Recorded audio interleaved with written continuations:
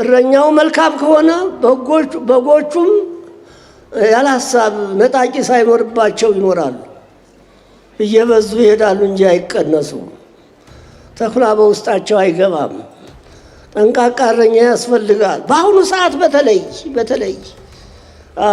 የመጨረሻ ዘመን ነው። መናፍቃን ካዲያን እንዳሸን ፈልተው የተነሱበት ነው። ጥሩ ጠባቂ መምህር ኖላዊ ያስፈልጋል። ተላልፎ የሚሞት ጧት ማታ ለበጎቹ የሚያስብ እኔ ለበጎቼ ተላልፌ ሞተላቸዋለሁ ያለ ጌታ ተላልፎ ሞቷል። መጋቢት 27 ቀን 33 ዓመት ከ3 ወር ሲሞላው ስራውን አጠናቆ ወደ ሰማይ አድርጓል። ጠንቃቃ እረኛ ያስፈልጋል። በአሁኑ ሰዓት በተለይ የመጨረሻ ዘመን ነው። አማኞች ሁልጊዜ መከራ ይጸናባቸዋል እንጂ ለኢትዮጵያ ሕዝብ እኮ መከራ አይገባውም ነበረ። ለኢትዮጵያ ሕዝብ አይገባውም ነበር። ደሙ ሊፈስ አይገባም ነበር። በእግዚአብሔር ፍርድ አልገባም እኔ።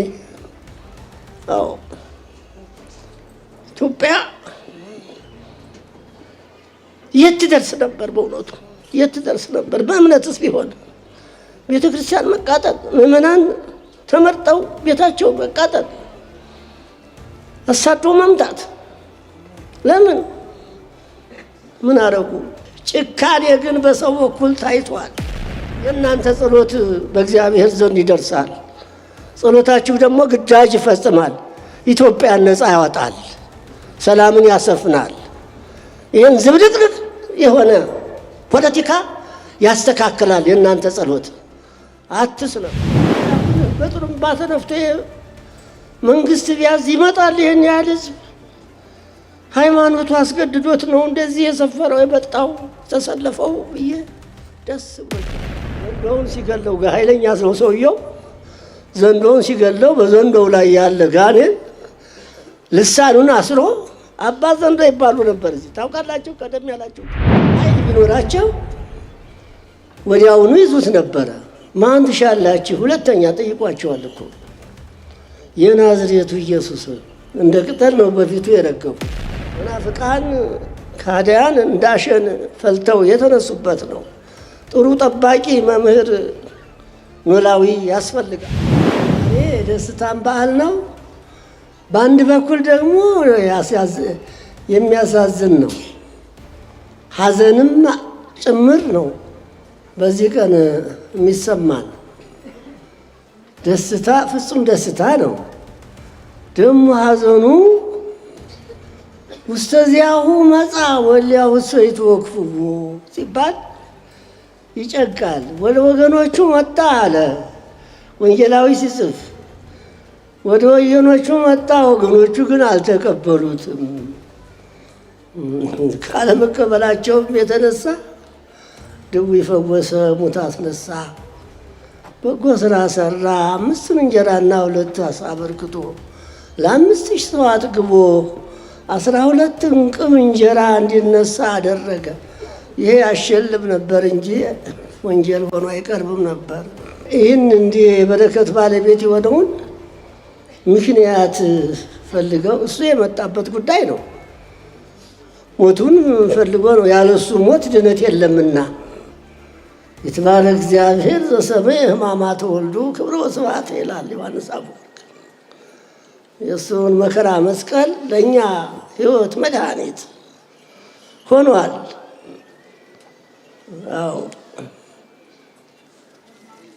እሱ ወዶ ነው የተቀበለው። አቅሙንም ኃይሉንም አሳይቷቸዋል። አቅማቸውንም አውቀውታል። ሊይዙት እንደመጡ ማን ትሻላችሁ ሲላቸው የናዝሬቱ ኢየሱስ እኔ ነኝ ሲላቸው እንደ ቅጠል ነው የረገፉት። ኃይል ቢኖራቸው ወዲያውኑ ይዙት ነበረ። እንደ ቅጠል ነው በፊቱ የረገፉት። እንደገና አስነስቶ ነው ማን ትሻላችሁ? ሁለተኛ ጠይቋቸዋል እኮ የናዝሬቱ ኢየሱስ። የናዝሬቱ ኢየሱስማ እኔ ነኝ አላልኳችሁ? ጊዜው ስለደረሰ ነው። እረኛው ያዛል፣ በጎቹ ይበተናሉ ተብሏል። ትንቢት ተነግሯል። ያ ይፈጸም ዘንድ ነው። እነሱን ተዋቸው እኔን ያዙ ብሎ እጁን ዘርግቶ ነው የሰጣቸው። ከዚያ በኋላ ልክ በኃይላቸው እንደያዙት አድርገው ነው እጃቸው እንደዋጣ የደበደቡት። የፈለገውን ነገር ያረጉበት፣ ምራቃቸውን ተፍተውበታል። የፊጥኛ ስራውታል። ያን ሁሉ ጅራፍ ከሕግ ውጭ ደግሞ የተገረፈ አይሰቀልም ነበር። ያን ያህል ጅራፍ ተገርፎ እንደገና ስቅለት በ5 ችንካር ራቁቱን። ይሄ በስዕሉ ላይ የምናየው እራፊ ዮሐንስ ወዳጁ በሮም ላይ ስዕሉን ሲስል ነው ያደረገለት። ራቁቱን ነው የሰቀሉት። ወደ ወገኖቹ መጣን የተባለው ለምን? ሊያድን ፍቅር አገብሮት፣ የሰው ፍቅር አገብሮት፣ ሰውን ወዶ ልዑል ባሕርዩን ዝቅ አድርጎ። ታዲያ ወገኖቹ አክብረው መቀበል አልነበረባቸውም ወይ? ወደዚህ ዓለም መጣ። የዚህ ዓለም ሰዎች ጠሉት። ዓለሙን ሊያድን ነው የመጣው። ቢገርፉት፣ ቢሰቅሉት፣ ምራቃቸውን ቢተፉበት፣ ቢጎትቱት አልተቀየማቸውም ነው የሚለው መጽሐፉ። ይገርማል። ጭካኔ ግን በሰው በኩል ታይቷል። በዚህ እጽ ርጡብ ከመዝ ዘገብሩ አለ እሱ ታዝቦ። ከመዝ ዘገብሩ እፎኑም በይቡስ፣ በዚህ እርጥብ እንጨት ላይ እንዲህ ያደረጉ ደረቅ እንጨት ቢያገኙ ምን ባደረጉ አለ። የሰው ጭካኔ። እርጥብ እንጨት እሱ ነው መለኮት የተዋሃደው። መለኮት ነው ስጋ የለበሰው፣ ስጋን የተዋሃደ። ተራ ፍጡር ቢያገኙ ምን ባደረጉ፣ ምን ያህል ጭካኔ ነው ብሏል። ጭካኔው የሰውን ጭካኔ ስናስብ ለእኛ መጥቶ ማን ሰቀለው ማን ገረፈው ሲባል ሰው ለምን ተገረፈ ለምን ተሰቀለ ሲባል ለሰው። ይሄ ያሳዝንም እንዴ! በአንድ ፊት ያስለቅሳል፣ ደግሞ በአንድ ፊት የእሱ ቸርነት ደስ ያሰኛል። ከወደቅንበት ሊያስነሳን ወደ ዘላለማዊ ሕይወት ጥንት ወደ ነበርንበት ሊመልሰን፣ የተወሰደ ልጅነታችንን ሊመልስልን፣ ነፃ ሊያወጣን የነፃነት በዓል ነው ዛሬ። መምህራኑ በሚገባ አስተላልፈውታል። እኔ እንዲያው ብቻ ነገሩ ሳስበው አንዳንድ ጊዜ ልቤ ይነካል። አዎ ቅዱሳን አባቶቻችን እንዲያው ይህን ዓለም ጠልተውት ወደ በረሃ ሲሰደዱ መስቀሉን ተሸክመው ነው። የተለያየ እጽዋት መከራ ሲፈራረቅባቸው ትዝ የሚላቸው ቀራንዮ ነው። አዎ ጠላቶቻችሁን ውደዱ ብሎ ያለው ራሱ መጀመሪያ ፈጽሞ ነው። እሱ ሳይሰራ ስሩ ብሎ ያውቅም ጌታ። ከባድ ነው ጠላትን መውደድ አይደለም እንዴ? ጠላቶቻችሁን ውደዱ ነው ያለው።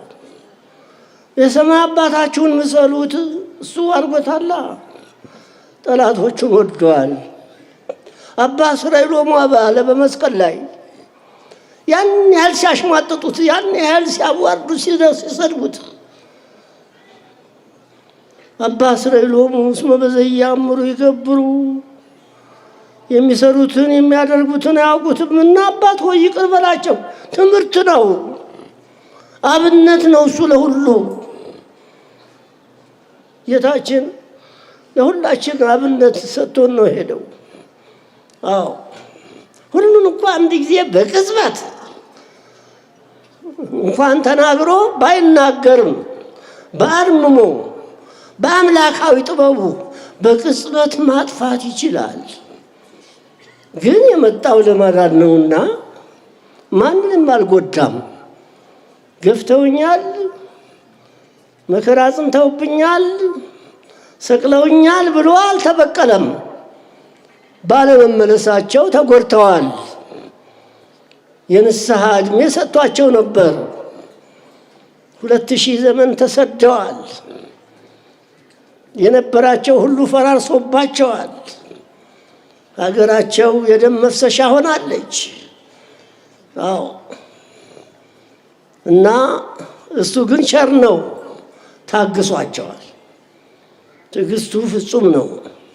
የሰማይ አባታችሁ እገሌ ክፉ ነውና ፀሐይ አይውጣለት፣ እገሌ በጎ ነውና ፀሐይ ይውጣለት ሳይል ለጻድቁም ለኃጥኡም ለበጎም ለክፉም አንድ ዝናም ያዘንማል፣ አንድ ፀሐይን ያወጣል።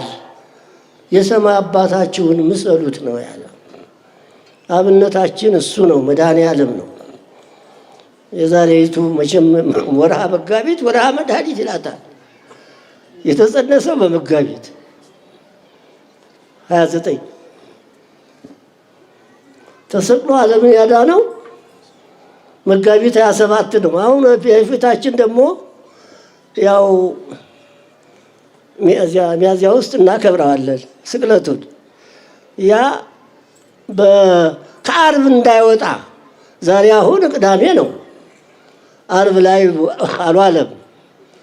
ከዓርብ ላይ እንዳይወጣ በሊቃውንት በሊቀ ጳጳሱ በፓትርያርኩ በዲሜጥሮስ ቀመር እና የምንከተለው የግብፅን ቀመር ነው ቤተክርስቲያናችን የምትከተለው።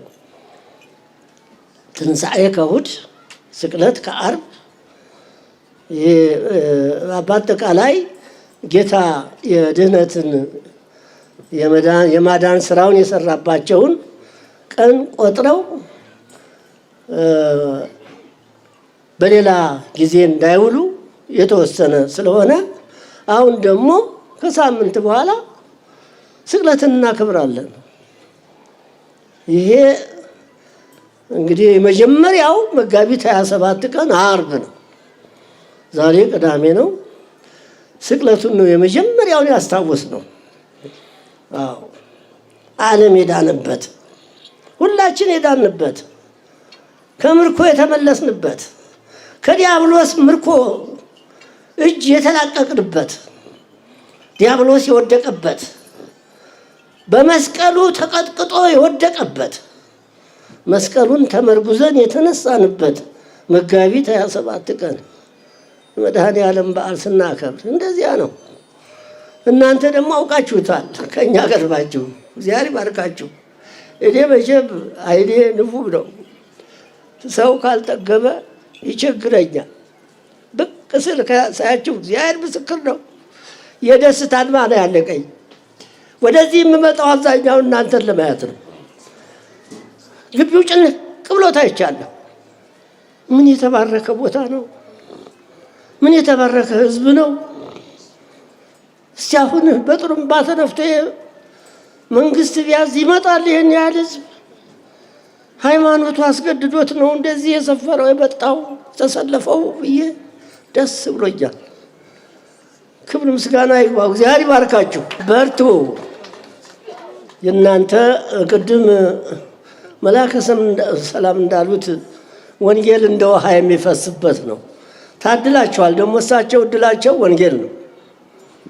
ጠዋት ማታ ቢጮሁ ቢያስተምሩ አይሰለቻቸውም። የእሳቸውም አልበቃ ብሎ እንደገና ይጋብዛሉ። ምሁራኑ የፍቅር ሰው ናቸው። አዎ ፍቅረ ቢጽ አላቸው እና እረኛው መልካም ከሆነ በጎቹም ያለ ሀሳብ ነጣቂ ሳይኖርባቸው ይኖራሉ። እየበዙ ይሄዳሉ እንጂ አይቀነሱም። ተኩላ በውስጣቸው አይገባም። ጠንቃቃ እረኛ ያስፈልጋል። በአሁኑ ሰዓት በተለይ አዎ የመጨረሻ ዘመን ነው። መናፍቃን ካዲያን እንዳሸን ፈልተው የተነሱበት ነው። ጥሩ ጠባቂ መምህር ኖላዊ ያስፈልጋል። ተላልፎ የሚሞት ጧት ማታ ለበጎቹ የሚያስብ እኔ ለበጎቼ ተላልፌ ሞተላቸዋለሁ ያለ ጌታ ተላልፎ ሞቷል። መጋቢት 27 ቀን 33 ዓመት ከ3 ወር ሲሞላው ስራውን አጠናቆ ወደ ሰማይ አድርጓል። ስለዚህ የተባረካችሁ ናችሁ። በርቱ። ሃይማኖቱ ጠንካሮች ናችሁ። ከጥንት ጀምሮ እኔ ነፍስ ካወቅኩ ጀምሮ አውቀዋለሁ። ይሄን ቦታ ረድኤተ እግዚአብሔር ያልተለየው የተቸገሩ መጠጊያ። እኔ ሕፃን ሆኜ አንድ የበረሃ አጎት ነበረኝ። ዘንዶ ገሎ መጥቶ መቼም ዘንዶ ላይ እባብ መቼም ከሰይጣን አይለያይም አይደለም። ያው አድሮ በአዳምና ሔዋን ያሳተ በእባብ ላይ ነው። በእባብ ላይ አድሮ ነው። አይለየውም ሰይጣን። ዘንዶውን ሲገለው ኃይለኛ ነው ሰውየው።